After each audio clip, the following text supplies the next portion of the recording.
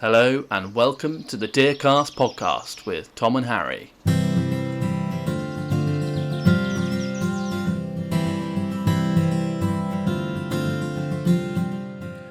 Hello everyone and welcome back to another Christmas bonus edition of the Deercast. That's right, a bonus edition. You didn't think that it was going to happen, but it has. I also should stress that we're having to call it the Christmas bonus edition because we're both so useless that actually we've already recorded some of our other episodes and we realised that we couldn't call this episode number whatever because it would just confuse everyone. Which I think highlights our professionalism. Shattered the illusion. We have shattered the illusion that we are the ultimate professionals. Everyone has been thinking they started off very basic and now they're pros, podcast pros, and now you've done that. I have. I'm sorry, but where we have exceeded all expectations is that we're actually still going. I know, I can't. I honestly can't believe it. What have we got recorded? 12 or 13 or something? Who would have thought? That's a tease, that is. That is a big tease. You don't know about that yet, but they're more in the pipeline. We're not allowed to tell people who we've got coming on. Yeah, we can. I guess we can. This is an announcement, isn't it? We won't tell other people otherwise.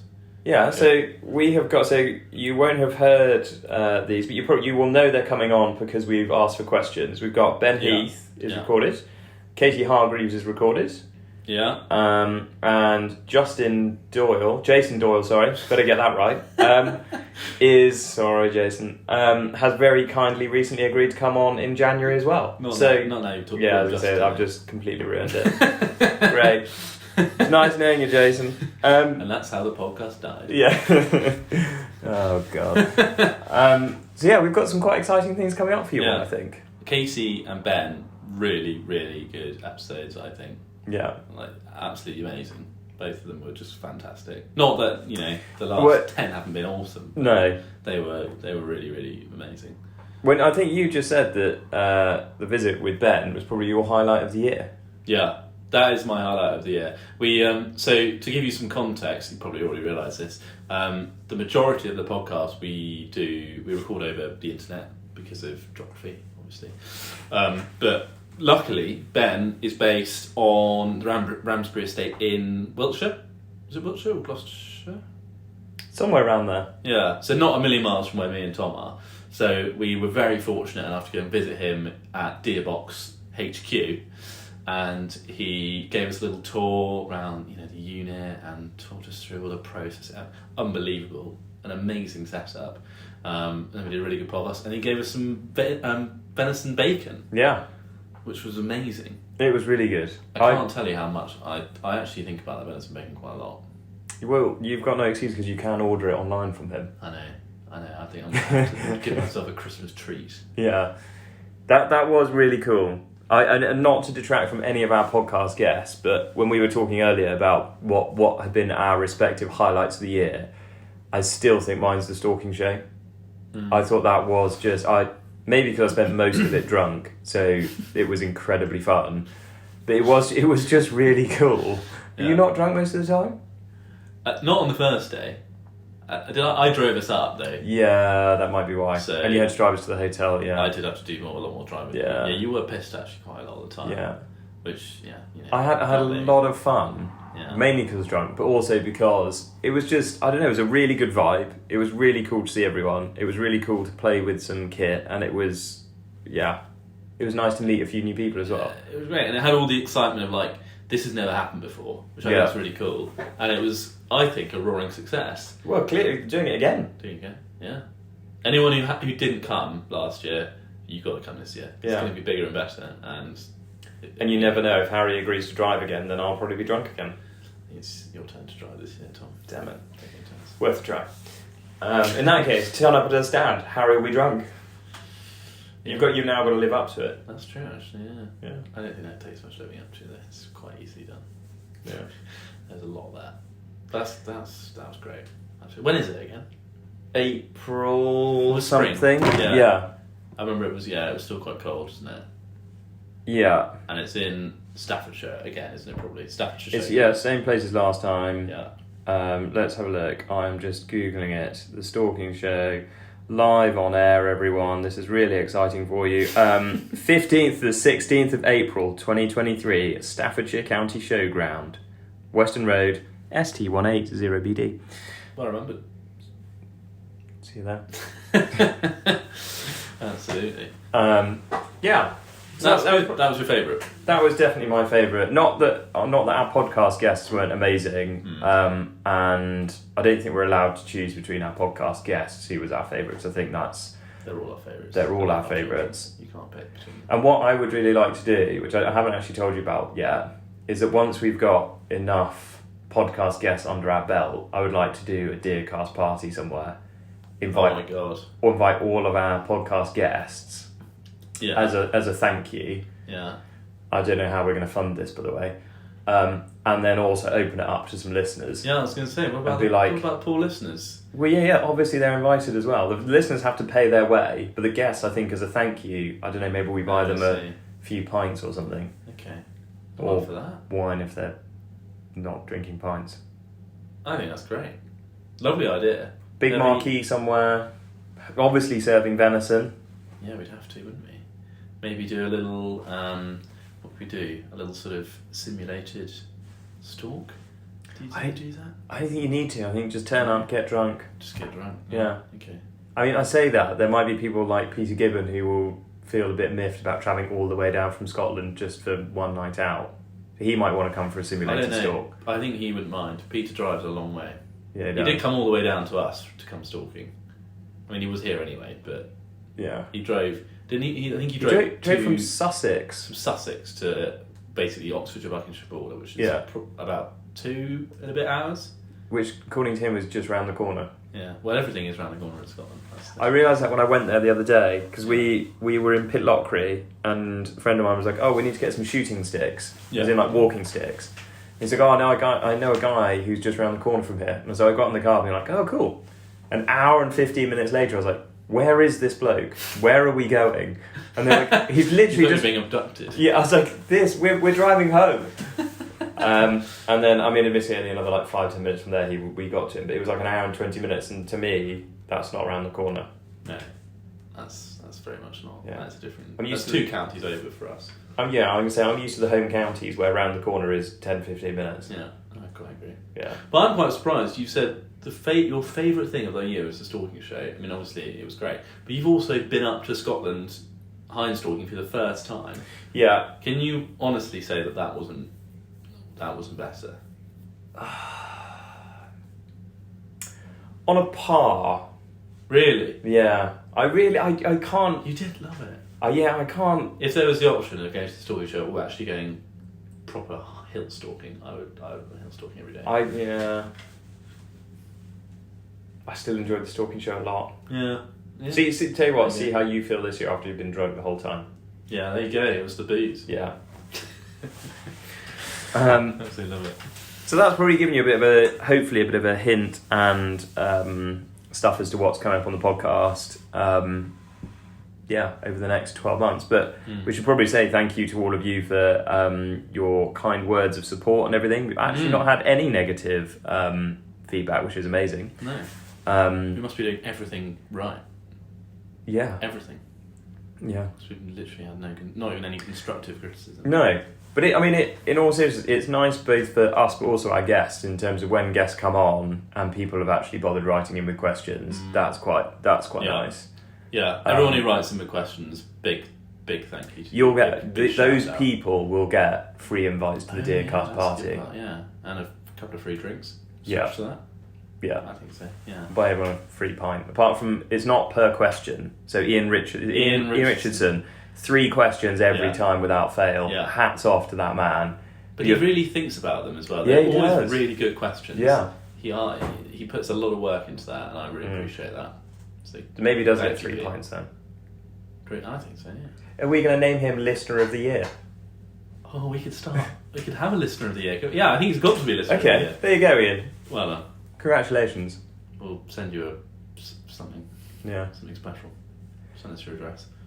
So talking of things of the year, we were going to do Gear of the Year, weren't we? We did Gear of the Year last year. We're doing Gear of the Year. Yeah. Gear of the Year this year. So Gear of the Year consists of, for each of us, the best and worst thing we each bought in the course of the year. Yeah, but also we split it down. I don't know if we did this last year or not, but we split the best into cheap and expensive. Yeah. Just to add another element to it. Yeah. Take it away, Tom. What was your best to start off with? What's your best cheap? Best cheap. I said it earlier. And I've not had it a huge amount of time, so it might fall to bits on me, and I might really regret saying this now. But is the Napier Apex Auto Click? It's basically just an aluminium extending bar that allows you to do a suspended gralloch from your hatchback boot. I don't know why I hadn't thought of it before. I've been doing all my gralloching on the ground and got this, and it's transformed my life. It's great. It's very simple, but it's well designed. It's easy to use. It's robust. Being aluminium, wipe clean, so if you get stuff on it, it doesn't really matter. And it was 80 quid, which, I mean, yes, for an aluminium bar seems like a lot, but actually I don't think that's massively expensive in the grand scheme of things. No. And it's not like, because the other alternative is the I don't know what it's Napier called, but it goes in the tow bar, doesn't it? It's got the legs that fold out. Yeah. And that is a lot of metal and bits. And actually it's very simple, considering that it does a very similar thing. I mean, it is closer to the vehicle, so you do look a bit like you've just murdered about a whole family of... I do feel bad when I drive away afterwards and I've like closed the boot and I've got blood dripping down my number plate. Yeah. I'm a bit like, if anyone stops me, I'm pretty sure this isn't going to look great. The leg of the body in the boot. Yeah, but I'm learning to just like wipe that really quickly with a hand towel. Oh yeah. Yeah, and it looks a bit less murdery. Looks like I'm then trying to conceal the murder. Yeah, I bet your wife really thanks you for the tea towel you bring home after that. Yeah. Wash this. To be fair, I know what you mean though. If you were going to go and pay for a tow bar to be fitted to the car, that's a couple £100, and then you've got to buy the foldy out thingamajob that there's in the gralloching thing that sits on it, which again, a couple £100. So you're £400 or £500 deep, and you've then got to store that in the boot of your hatchback, which will basically take up the entire boot. And it's literally just a bar. Whereas the Napier Apex Auto Click, keep saying it, is you're wanting a sponsor from Napier, aren't you? If they could give me one for free, then that would be amazing. If anyone from Napier is listening, Tom doesn't yet have the Napier ratcheting hoist. You say that. I ordered it from Bushwear about 300 years ago, and Bushwear have done that classic. So I love Bushwear, but every so often you'll place an order for something, and just nothing will happen. Right. And then into the ether. It just disappears. And then you ring them and you're like, where is that? And they sort of act as all surprised, as if they were hoping you'd forgotten about your order. And they're like, oh yeah, we'll send that to you now. Okay. But I'd say 99% of the time, it's my favourite place to shop for stuff. Yeah. There's so much on there. The shields, bloody good. Very good. When they're in stock. Yeah. So... Love them. Yeah. Where was I going to say? Yeah, the Apex Auto Click, it's... keep saying it. I don't know, maximum like 7 centimetres wide or something.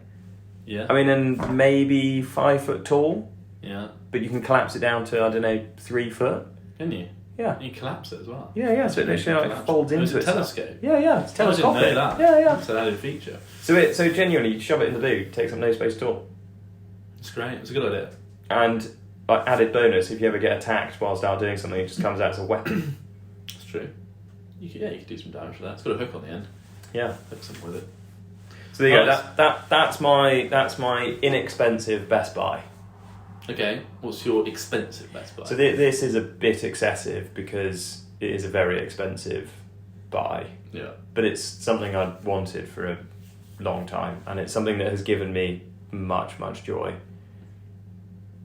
And it's my Merkel K3 kit plan. Oh, God. I've got it in there on every podcast episode. Merkel K3.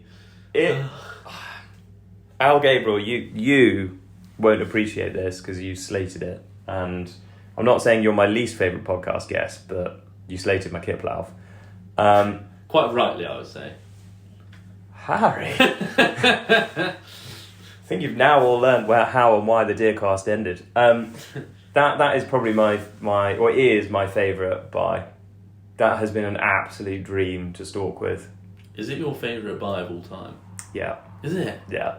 Apart from my dog. Okay. That doesn't count because it's sort of... You didn't buy it just for the deer stalking, or did you?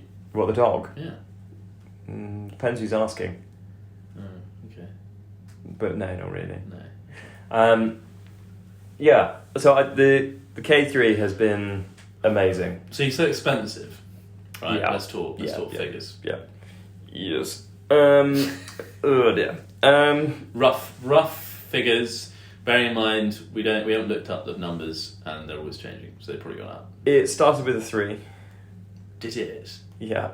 A 3? Started with a 3. That is a lot of money. Yeah. But it is beautiful. It is beautiful, and I would say that's with grade 7, 8 wood. It is extremely pretty wood. Yeah. I don't think there is a pretty rifle, I have to say. It's something that I plan to keep forever, but also, and this is how I keep justifying it to myself in my mind, is at the moment I'm lucky enough to go out and do a lot of stalking, but at some point in my life I think the day will come where I don't do as much, and I'll probably end up not having the bits of ground that I have now, and I'll end up travelling around the country paying to go on stalks somewhere. And in my mind, having the little K3 that slips down into the briefcase, I'll literally wake up on a Saturday morning and be like, see you later, wife, off for the weekend, go away with my briefcase like Paddington Bear, and off into the wilderness I go, have a great time. Come back Sunday night, ready for work on Monday. That's fair enough. And I feel like, yeah. Well, so I think though, Tom, knowing you as I do, I can't see a universe in which you don't go deer stalking at least once every fortnight. I just can't imagine it. I personally can't imagine. I think I'll be miserable, but you'll be there with your 2-year-old going deer stalking. Yeah. I guarantee it. I really hope so. You definitely will. So I've already sold. That's how I've justified the K3s myself. And admittedly, I have just booked a stalk for 22nd, 23rd of June down in Cornwall for some roebuck whilst we're down there on a family holiday. Have you? Yeah. That is rogue. Tacking it on. Yeah. I tried to do that on a romantic holiday once. Didn't get down very well. No. So you just need to get yourself married and then no one cares. So the romance is dead now. Oh, I see. Perfect. Yeah. Just, don't even be there on holiday. Well, I also told her after I booked it. So she booked. Oh, I see. So her traps. Yeah, her and her mum booked the holiday. Right. So it's a family holiday, and then basically once they told me the dates and where it was, Yeah. immediately on stalking directory, Yes, immediately found someone and was like, "I'll see you there." Uh-huh. Booked. Wow. Okay. Yeah. That's So really fun. Where in Cornwall is it? I don't actually know anymore. I can't remember. No. Yeah. There aren't that many deer in Cornwall, I don't think. No, so when I booked it, the guy was like, "You're not after a medal head, are you?" And I was like, "No." And he was like, "Good, because we don't really get those down here." No. There's a lot of sheep and things. Yeah. In Cornwall.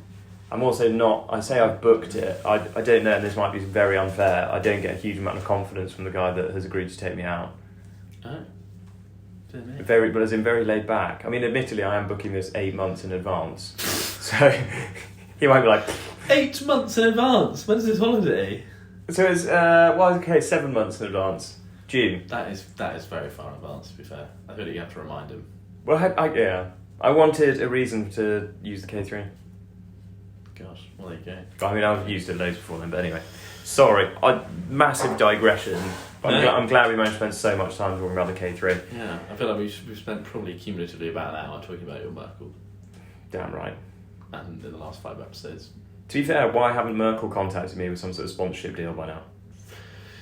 I think he needs to take a hint. they're like, why would we pay this moron when he's already bought exactly what he wants? Damn it, they're too clever. So those are my best buys. What about you? Right, okay. My cheap one, Yeah. and it's only a very recent revelation, because I haven't actually bought that much stuff this year. No, you're making me feel bad because you've been very well behaved. Well, I bought a house, so I feel like that can't be your best buy. that's not my best buy, but I think you can't. You got to be a bit thrifty, because you end up spending loads of money on like washing machines and all that kind of crap. So it's a very cheap one. Okay. Cheap one, which is the Sealand. I don't know what it's called, but it's basically like a fold-up high seat rest. You remember where you got that thing? Well, the stalking shed. Yeah. I got it in my little bag actually, Yeah. didn't I? You goodie You bag. got one as well. Yeah. But it's great. It's very... I don't know how much they cost. They can't be like more than a tenner? Something like that. It's like a fold-up piece of foam, but it folds up to the perfect size that fits in my bum bag, where I keep all my knives and stuff. And on a frosty morning, you know, you get up in the high sea, and it probably warms you up by, I'd say, a couple of degrees, because you lose a lot of heat from your posterior.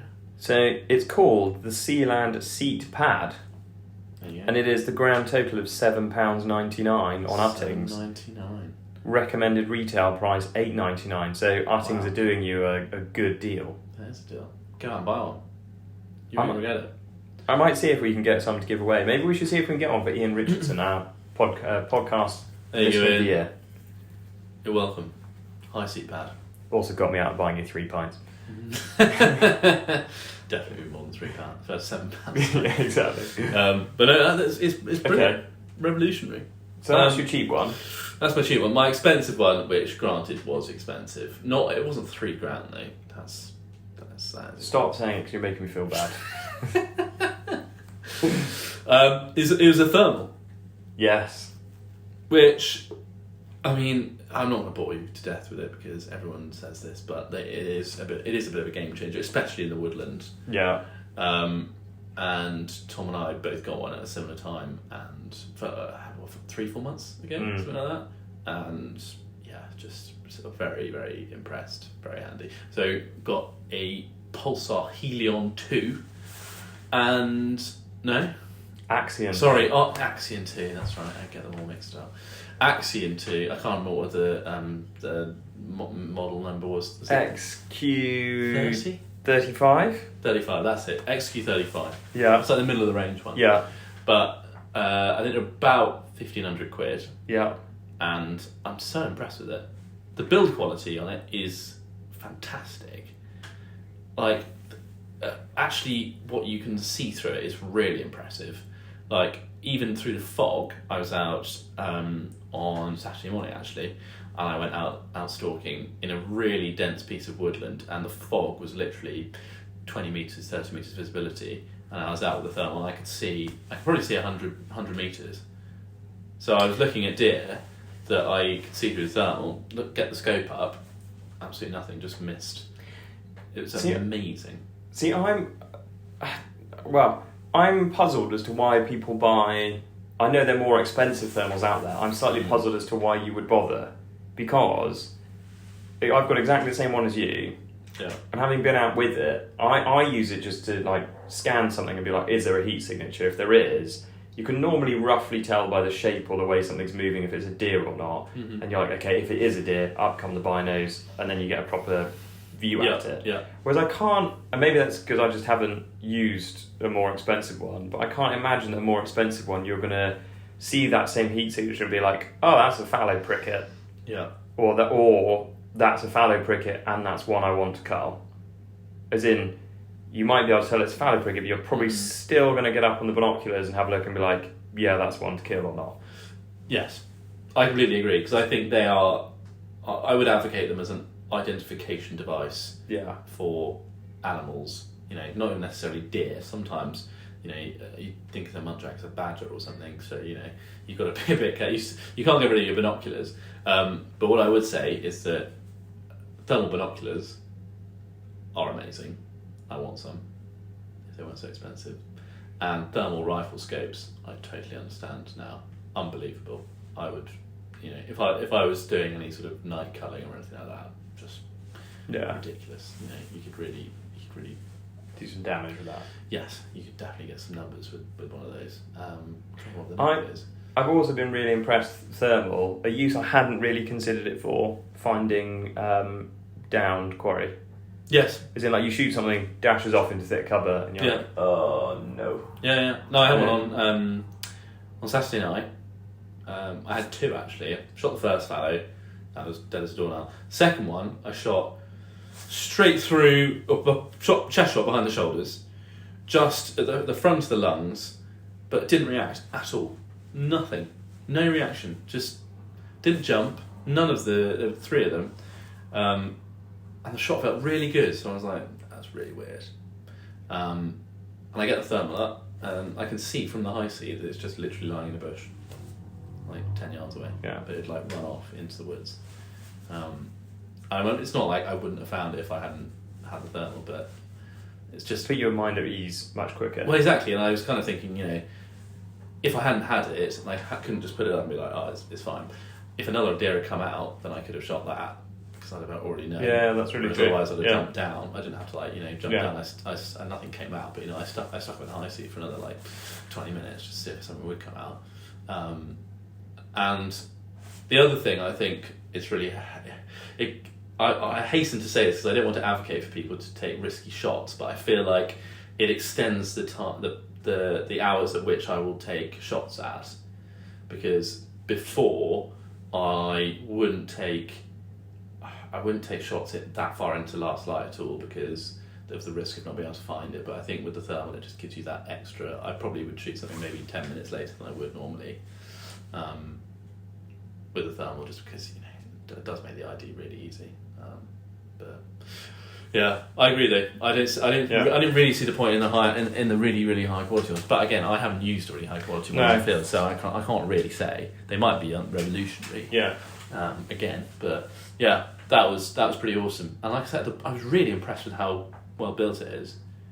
And it comes with everything. It comes with 2 batteries. The battery lasts me 3 or 4 stalks, and I've actually got the thing on. I've got it on the whole time, and then you can put it on standby or whatever to save the battery. But I've literally just had it on basically in my pocket the whole time for 2 hours at a time, and it's lasted me ages. So I'm really really impressed with that. Yeah. Moving on. Oh no. We've done gear of the year. What would be your worst piece of kit? Have you bought any real shite? Yeah. Right. What? Easy peasy. And this might be slightly unfair because a few people have said that maybe I'm using it wrong. It's it's the Illinois River fallow buck call. So, it was quite expensive. I feel like it was like 30 or 40 quid. For what it is, feels expensive. Have you got it with you? No, I've put it somewhere that hopefully it will just disintegrate and die. You can't do a demonstration. Can't do a demonstration. It sounds like a duck.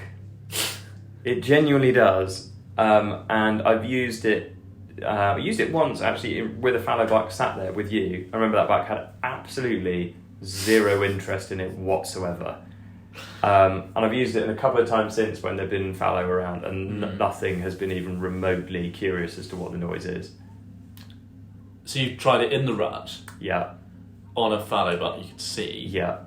And he just wasn't interested? Wasn't interested. Thing is, I think everyone says this about fallow calls.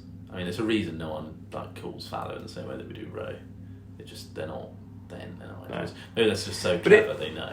But I mean, in some ways that was kind of the purpose of it, in that, and that I suppose goes back to what was the purpose of the Deercast, our videos, which was we wanted to test stuff. Some stuff we knew would be garbage, but at least we could then tell everyone else about it, or be like, don't bother buying that one, buy this one type thing. And I think that's one of the conclusions we can draw from my 30 to 40 quid misadventure, is that you don't need to buy a fallow buck call because they don't work. Is it the product's fault? Well, this is what someone has said to me online. Or is it the lack of skill of the operator? That is what someone else has implied. Because someone said, don't blow through it, try belching through it. Right. And it will give a more realistic noise, and then more stuff will be interested. Which, okay, I'll give it another go next October. Yeah. But so far, I've designated it to the bin pile. The bin? Well, not the bin pile, because I think something that's going to come at some point on the Deercast is that, I don't know, equipment we no longer, or bits and pieces we no longer want or need, we might either raffle off to help fund the Deercast party, or we might raffle them off for charity. Yeah, that's a good idea. Okay. So we have got a Walther knife set that we were very kindly sent. We've used. We both, whilst we like it, we've both got our own sort of bits of kit. We use our own knives and everything, and there's only so much of this type of stuff you can have. So that's definitely in the pile. Yeah. I feel like the Illinois River fallow butt core, which I've made sound really good, everyone will clearly now want. Yeah. But then there might be someone out there who knows how to use it. I think we need to call on the audience to give us some tips. Yeah. I think it's worth another try. I want to see a fallow butt come in to a call. I think it's going to happen. Yeah. We should try it maybe on a different population as well. Maybe there's someone's already. They already know. They're too wise. Maybe they're too wily. So it has led me on. I've since been doing, and I know this is going to sound crazy early. I have been doing some research about robot calls, and I'd like to get a few different ones for us to try. Yeah. So that come June, July time, we can say to our listeners, "Here you go, guys. 5 different robot calls on test." Again, I think with the robot calls, I think it's the skill in using them. Because you get the little mouthpiece ones, Yeah. I can't remember what they're called, they're like made a little hazel, aren't they? Yeah. They're a real art to use. Even the buffalos are an art because of the timing. If you really overdo it, it's super obvious. Or if you're too aggressive with it. Yeah. I've found. Yeah. Yeah. It's like with all these things. Gotta get There is an art form. Absolutely. Interesting. Okay. So that's my didn't work for me this year. Worth a try. Yeah. What was yours? Like I say, I haven't actually bought that much tap this year. I'm normally getting everything. Do we think this will return, stuff. Or do you think this is a new you? Oh, it's going to come back. Yeah. I can feel myself. It's not through lack of desire. Yeah. It's through lack of ability. So 2023 or? I think 2023 will be a big year for shares, for taps. Excellent. Don't worry. Don't worry, listeners. He's I'll back. make the mistake so you don't have to. Yeah. That's basically what I'm saying. Okay. So this isn't actually something that I've bought, but something that a friend of mine brought along to a stalk we went on, and just was a bit crap. And I think we both sort of agree it was a bit crap. And I'm afraid it was the stable quad sticks, that are anything but stable, in my opinion. What's wrong with them? Well, it's slightly bizarre because you think stable sticks, you think they're going to be like really chunky and solid, and no, the opposite. They're about half as wide a diameter tube as a Viperflex or anything else. Right. And they're like aluminium tubes, but they're just too flimsy. You get a rifle up on them and it feels like they're wobbling all over the shop. They're like, the joints are plastic, lots of them are snapped. Yeah, they were just absolute crap. When you compare them to Viperflex, they're just Yeah. I mean, I can't remember. Last year, I think one of my gear of the year was the 5th leg for the Viperflex. Mm-hmm. But I think in general, my Viper. If someone said to me, "What is the sort of one bit of stalking kit that you really couldn't do without?" it would probably be my Viperflex. I feel like they're sort of the underestimated or undervalued bit of kit in my stalking arsenal. Are you doing a second gear of the year? No. You can't do this. The 3rd. You can't do No, an extra one. Which I was just another plug to see if maybe Viperflex will sponsor me. I'm only joking. Yeah. I'm not. I can do it one. I haven't got a set. You know. I've got a set of Blazer ones. But Well, so you're saying you'd trade in your Blazer ones for Viperflex? No, but I want both. Do you? Yeah, of course I do. I feel like this episode has unleashed your inner. Yeah, it does make me think I haven't Like, bought enough crap. Yeah, you haven't bought enough. I think for park culling, I'd really want a big set of heavy Viperflex sticks. You're going to fill them with concrete. Well, do you know what I mean? It's like with anything. The heavier, the more stable. Yeah. The Blazer ones, they're lovely, but they're carbon fibre, so they are quite light. They're brilliant for stalking, but the first edition Viperflex, really solid aluminium. You put them down and they're not going anywhere. We can make you some wooden ones if you like for the park culling. I did make some wooden ones once, and it didn't go well. It was a failure. No, it wasn't good at all. It went very badly wrong. I think I lost them actually. But yeah, so stable sticks. I'm afraid of all the quad sticks out there, why would you go for that? I actually even think that the B&Q poles, Go Canes are better. Yeah, genuinely. Oh wow. Probably. Not. I don't think we've ever had as bad a review of something as you've just given of those stick. I will preface this by saying, or I'll caveat it by saying, I've only used them about twice, but I think that was enough. Yeah. To just be like, no, just Thanks, mate, thanks. why would you? I mean, I think they're about the same price as the Sealand ones. So Oh God! Why won't you just go for those? I still use my Sealand ones all the time. Yeah. Great. So yeah, I just would not advocate for it. No. So there you go. It's my gear. Fingers crossed for Christmas I get some crap that I can review. Yeah. If not, it's going to be looking a very boring year for you. It is slightly. It is. I'm trying to think what else we need to update you all. Oh, I dropped my rifle the other day. That was a big part. That was a big. That has upset even me.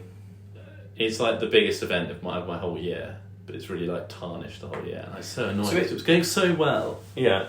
So not wanting to end this podcast on a negative note. Yeah. But so if we each did our worst stalking thing that's happened this year. Oh yeah, I like this. Okay. Yours is dropping your rifle. I really don't want to admit this, but I just had a really shit day. It just went from bad to worse. So I mean, I was a complete idiot. I took out my second rifle that I normally reserve for going up on the hill because I was like, it's a nice sort of sunny winter day. Take the nice wooden stocked rifle out, and so I hadn't really used it, so I wasn't really familiar with it. I had to change a load of stuff over onto it. I had to change my sling over onto all the rest of it because I'm obviously always using it 308 at the minute. Anyway, I take it out, and you haven't got your processes. Yeah.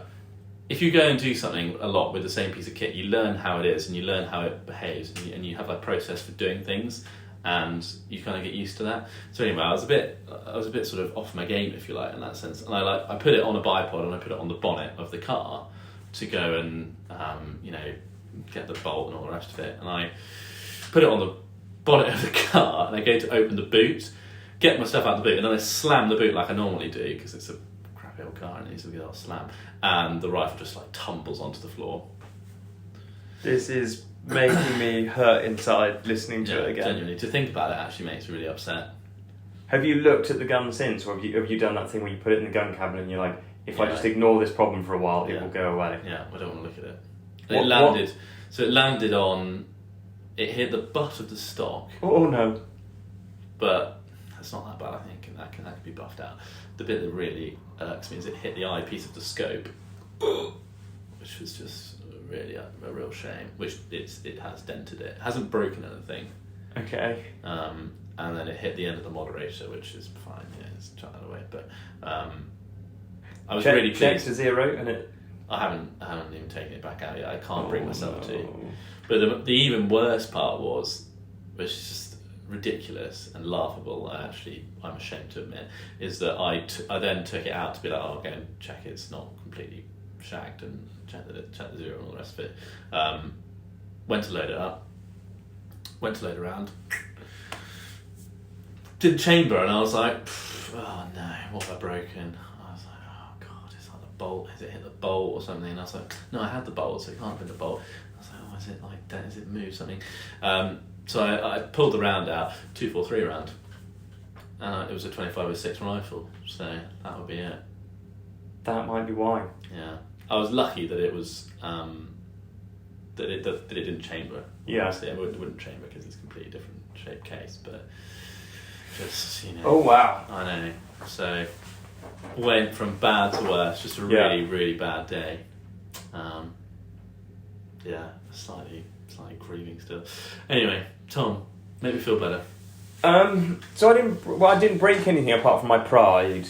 I'm thinking that there might be two things actually. I don't know if one of them happened this year or whether it was last year, where I got literally sprayed with Gralloch contents. That was amazing. Was that this year? Yeah, it was this year, yeah. It was right. earlier it was in the spring, wasn't it? Was it in the spring? Yeah, I think it was. So that's got to be probably... Yeah, that might have to be my funniest. That might have to be my worst. So we do some culling of some park reds for someone. And sometimes... the carcasses we cull them, and the carcasses go to the local game dealer. Sometimes the farm where they are will keep one or two and will either for themselves or will sell them to sort of customers who will just come and pick them up. or they'll take them down to the local butcher, get them butchered, and then they sell those bits. On this occasion, we turned up and we were told we needed to kill 3 or 4 stags or something. And that one of the stags was for a customer who was going to come pick it up, who was going to pick it up completely ungrallocked. So we did ask to double check that 2, maybe 3 times. Alarm bells were ringing in our ears. It did not sound okay. No. And we were reassured that is definitely what the customer had asked for. It was quite a hot time of year. It was quite warm, I remember. I think it was 20 degrees plus. Yeah. It was warm. And I was slightly concerned how we were going to be able to check that it was safe to enter human consumption, food chain and all the rest of it. But anyway, we get there, kill all 3 or 4 deer or however many it is. We grallock the ones that are heading off to the game dealer. They disappear. And then this bloke turns up in a Renault Megane. And he's like, I'm here for my deer. And I literally immediately was like, this is going to be a disaster. Anyway, he takes one look at this deer and goes, that isn't going to fit in my boot, is it? And we're like, no. So he's like, hang on a minute. We tried to convince him it would for quite a while, because we were just like, you just need to take this. We need to get out of this situation. It was already just inflating. Yeah. You could see it growing in size almost. Yeah. It was terrifying. So he disappears off, and I was like, does he definitely still not want it grallocked? And the chap whose farm it is was like, no, he's been quite adamant from the very start that he wants it left completely entire. Anyway, this chap turns back up with his son. His son's clearly a bathroom fitter and kitchen fitter, because he turns up in a white transit van with the sort of company name and everything they do written on the side. Opens the 2 back doors of his transit van, and inside is someone's brand spanking new bathroom waiting to be fitted, still covered in the sort of sheets and that like polythene wrapping. And they're like, yeah, let's just sling the deer in here, shall we? And I was thinking, oh my God. Anyway, the son then points out, the deer hasn't been grallocked, and we said, well, no, it wasn't supposed to be. Mm-hmm. And he said, oh no, I think there's been a bit of a mistake here. My dad does want it grallocked. So we should say that these were 2 French men. Yeah. There might have been a language barrier. There may have been someone. He may have wanted like the offal or something. That's the only thing I can possibly think. I don't buy that though, because he saw it there on the ground dead the first time, and we even said, do you need us to do anything to it? And he was like, no. He was totally amazed when he saw it. I think he was expecting like something the size of a cat. Yeah.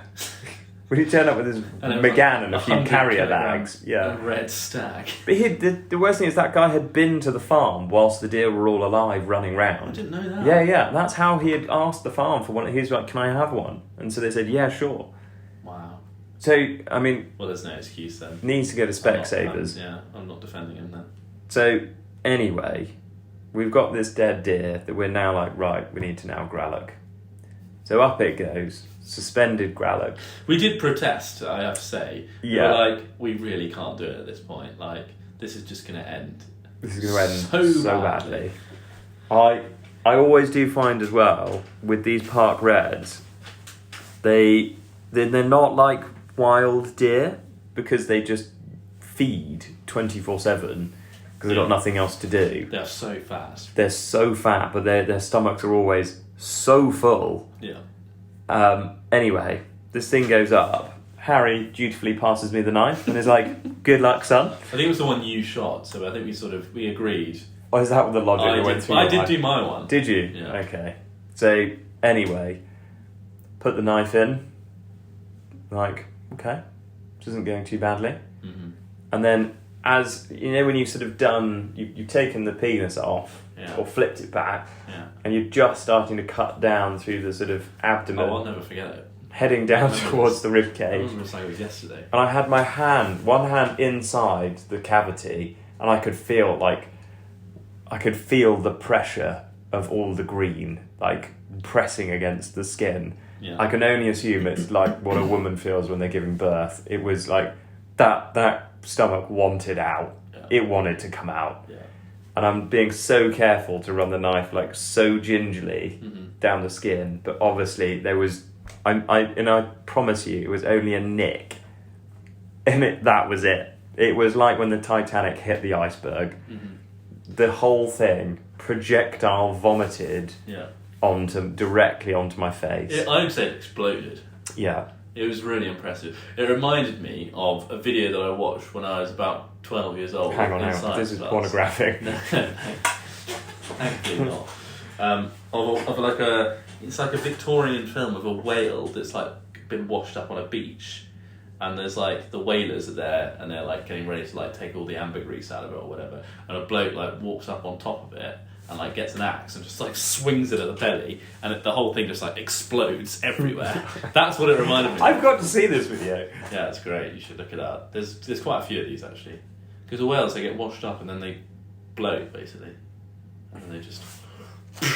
But yeah, and then I've never seen Tom as displeased as that. Yeah, it was really quite entertaining. And then I actually did do my one, but I will tie this into another gear plug. I had with me a gut hook, a purpose-built gut hook, not like a knife with a gut hook on it. Yeah, like just a gut hook that I don't know what I've done with it, but it's really good.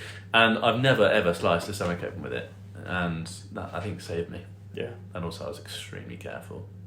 After saying that, I did not want to repeat that. So that is hands down my worst stalking moment. Before you reminded me of that, I was going to recount a stalk I went on where sometimes you head out and you just know you shouldn't go out stalking, and I just bumped. It was just like failure after failure after failure after failure, to the point where I think I'd basically alerted every single deer within the United Kingdom that I was out to try and shoot them, and I was like, right, time to get home. Yeah, sort of. Yeah, to everyone. Yeah. Blimey. Well, there you go. There you go. I think that's a pretty comprehensive roundup of the year. I think it is. Not wanting to end it on a negative note, but yeah. There you go. It's been real. It has. Like I was saying at the beginning, I can't believe that, us starting this podcast in this very room, actually, we just stuck a bit of a chat like this. Yeah. We've done so much with it. It's been amazing. And big things to come. Yeah. I promise. Yeah. Strap in. Yeah. We're in for a ride. Season 2 of the Deercast 2023 is going to be bigger and better. It's going to be off the chain. Yeah, absolutely. Including the Deercast party, which if I say it enough, Harry now can't back out. I'm not organising this, okay? I'm just saying. It was your idea. I'll organise it. Okay, deal. Will you host it? Oh, God. Maybe. You heard it there. No, I can't commit. Harry's hosting it. Thanks very much, everyone. See you on the next one. Happy Christmas, Happy New Year, and all that jazz. Thanks, everyone. Take care.